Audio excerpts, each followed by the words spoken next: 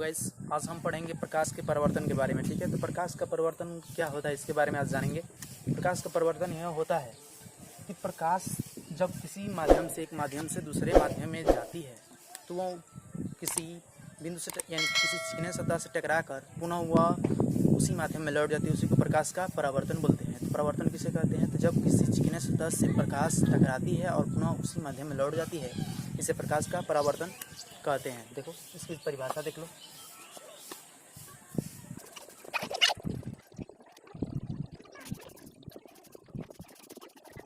देखो प्रकाश क्या होता है कि जब प्रकाश किसी चिकने सतह से टकरा कर पुनः उसी माध्यम में लौट जाता है, इसी को प्रकाश का परावर्तन बोलते हैं। ठीक है, प्रकाश का परिवर्तन कैसे होता है इसके बारे में देखते हैं।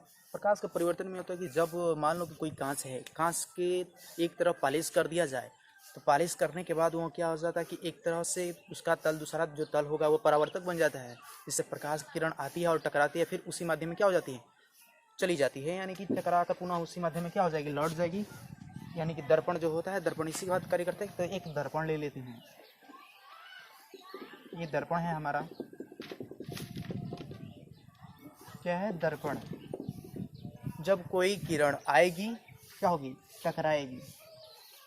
जब कोई किरण आती है प्रकाश की और इससे टकराएगी तो ये दर्पण है, तो नीचे से पॉलिश किया गया, यहाँ परावर्तक तल बन चुका है। यानी कि जो इससे किरण नीचे नहीं जाएंगे वहाँ पुनः वापस उसी माध्यम में क्या हो जाएगी, लौट जाएगी। तो प्रकाश की इस प्रक्रिया, इस घटना को क्या बोलते हैं, प्रकाश का परावर्तन कहते हैं। और इस ऐसा होता है कि मान लो कि जब हम जो दर्पण है इसके लंब एक खींच देंगे, यानी कि जो दर्पण है इसके अनुसार हम एक लंब खींच देंगे, इसका नाम देते हैं अभिलंब। ठीक है, तो ये हो गया हमारा आपतित किरण। आपतित किरण जो जाएगी टकरा कर उसको बोलेंगे परावर्तित किरण।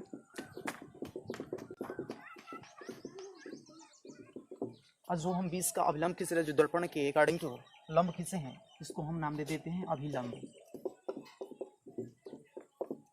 और इस जो बिंदु पर यहाँ अभिलंब खींचा गया है और दर्पण की जो इस तल पर जो यह बिंदु है, इस बिंदु को क्या बोलेंगे, आपतन बिंदु। क्या बोलेंगे, आपतन बिंदु। अब प्रकाश आएगा, टकराएगा और पुनः वापस उसी माध्यम में चला जाएगा।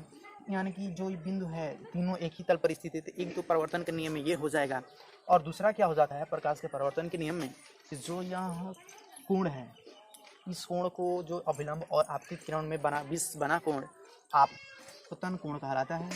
आपतन कोण, इसको आई से डिनोट करते हैं, किससे, आई से। ठीक है, और जो अभिलंब और परावर्तित किरण के बीच में जो कोण बनता है, इस कोण को हम परावर्तन कोण बोलते हैं। परावर्तन कोण। इस कोण को हम स्मॉल आर से प्रदर्शित करते हैं।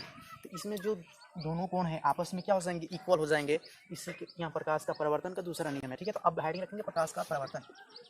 प्रकाश के परावर्तन का नियम। पहला नियम क्या बताया मैंने, आपतित किरण, परावर्तित किरण, जो किरण जा रही है और यह किरण आ रही है, यानी कि आपतित किरण, परावर्तित किरण तथा आपतन बिंदु को खींचा गया अभिलंब तीनों एक ही तल पर स्थित होते हैं। ये पहला नियम हो जाएगा परावर्तन का। तो परावर्तन का कितना नियम होता है, परावर्तन का 2 नियम होते हैं। कौन कौन से, पहला देखो ये बताया मैंने, आपतित किरण, आपतित किरण, परावर्तित किरण तथा आपतन बिंदु पर। ठीक है, समझ जाना, आपतन बिंदु पर खींचा गया अभिलंब तीनों एक ही तल पर स्थित होता। तल को हो या सतह को, बात एक ही, यानी कि जो सतह या तल होगा वो कैसा होगा, चिकना होगा। ठीक है, और दूसरा नियम क्या बोलता है कि आपतन कोण और परावर्तन कोण आपस में क्या हो जाएंगे, दोनों इक्वल होंगे। ठीक है, तो आपतन कोण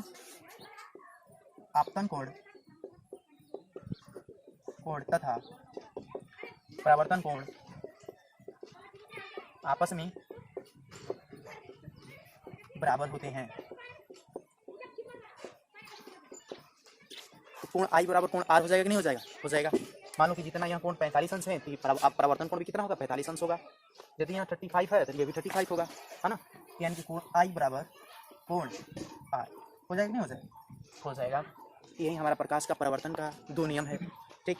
और यही हमारा प्रकाश का परिवर्तन। तो प्रकाश का परिवर्तन कब होता है? जब वह किसी चिकने तल या सतह से टकराएगा तो प्रकाश का परिवर्तन होता है। और उसके बाद से इसके दो कंडीशन होते हैं, यानी कि इसके दो नियम होते हैं। कौन कौन से? आपतित किरण, परावर्तित किरण तथा अविलंब बिंदु पर आपतन बिंदु पर खींचा गया अविलंब, तीनों एक ही तल पर या एक ही सतह पर स्थित होते हैं। ठीक। दूसरा नियम यह बोल देता है कि आपतन कोण तथा परावर्तन कोण दोनों आपस में क्या होते हैं? इक्वल होते हैं। तो ठीक है, आज के लिए इतना ही। आप लोग इससे नोट्स बना लीजिएगा। यदि आप हमारे चैनल पर नए हैं तो आप चैनल को सब्सक्राइब कर लें ताकि नेक्स्ट आने वाली वीडियो आपके पास समय से पहुंच सके। धन्यवाद।